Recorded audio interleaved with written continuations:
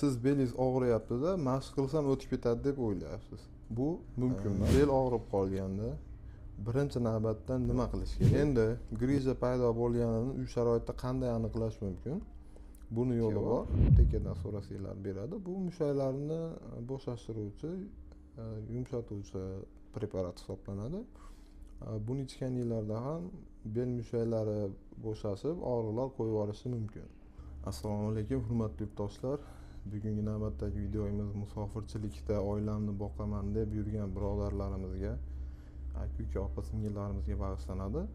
Tasavvur qiling, siz chet elda ishlaysiz va sovuq natijasida yoki og'ir mehnat natijasida sizda bel og'rib qoldi yoki og'riq oyoqqa uzatila boshladi. Bu holatlarda nima qilish kerak va nimalar taqiqlanadi?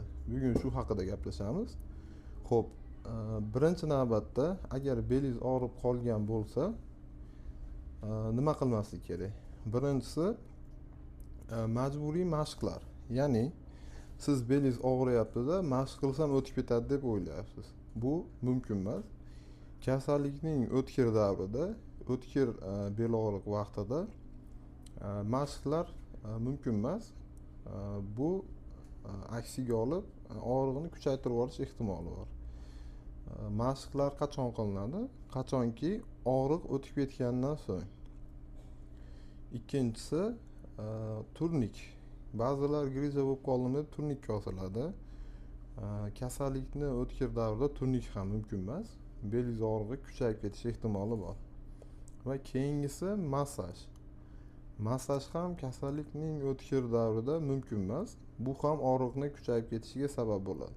Yoki ba'zi yurtdoshlarimiz kastoproflarga boradi, ya'ni suvaklarni manual terapiyaga o'xshash, ya'ni qisratadi, boshqa qiladi. Bu ham mumkin emas. Kuchaytirib yuborish ehtimoli bor. Endi bel og'rib qolganda birinchi navbatda nima qilish kerak? Birinchisi tinchlik. Ya'ni belga ortiqcha yuklama tushirmaslik. 2 kun, 3 kun mobaynida tinch holatda yotiladi. Xo'p, qanday yotamiz deyilsa, tepaga qarab yotgan holatda tizzani ostiga yostiq qo'yiladi va ozgina tizza bukilgan holatda bo'ladi. Shunda bel mushaklariga yana ham yumshaydi va og'riq biroz pastlashi mumkin. Xo'p, ikkinchisi quruq issiq. Quruq issiq qo'yamiz. Qanaqa? Misol uchun sochiqni yoki biror bir materialni isitib turib belga o'rab olish. Bu ham yordam berishi mumkin. Xo'p, keyingisi korset taqamiz.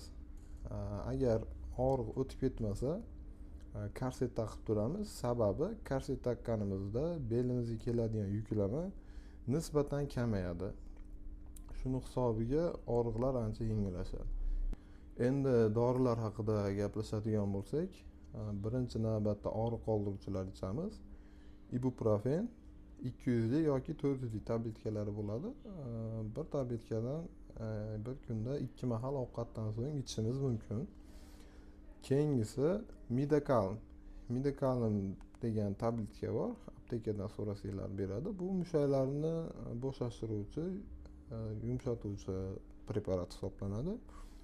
Buni ichganinglarda ham bel mushaklari bo'shashib, og'riqlar qo'yib yuborishi mumkin. Keyingisi menamazin.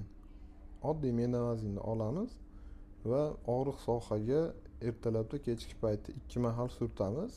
Surtgandan so'ng belimiz qiziydi. Shundan so'ng orqasidan indometacin maz yoki diklofenak mazlarini surtib 2 mahal belni dam oltirish mumkin. Shunda ham og'riqlar nisbatan yengillaydi. Endi agar sizda shu aytganlarimni qildingiz, lekin og'riq qolmadi, og'riq oyoqqa uzatila boshladi. Bu holatda nima qilamiz? Bu holatda belni MRT qilib ko'rish tavsiya qilinadi.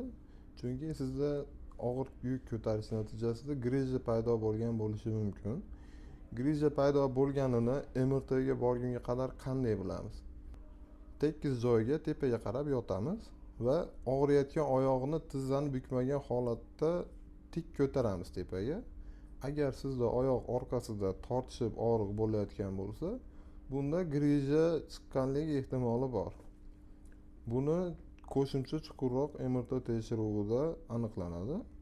Agar sizda MRT tekshiruvlari bo'lsa yoki MRTga tushganingizdan so'ng tavsiya konsultatsiya kerak bo'lsa, bemalol meni telegramga aloqaga chiqishingiz mumkin. Biz ko'rib maslahat beramiz. Aziz vatandoshlar, sizlarni barchalariga sog'lik, salomatlik tilayman. Ketgan vaqtinglarga rozi bo'linglar. Agar maslahat kerak bo'ladigan bo'lsa, bemalol kommentariyalarda yozib qoldirishinglar mumkin yoki Telegram sahifamizga MRT tekshiruvlarini rasmiyolab yuborishinglar mumkin. Ko'rib maslahat beramiz. Foydali videolar chiqarishda davom etamiz. O'tkazib yubormaslik uchun obuna bo'lib qo'yish esdan chiqmasin.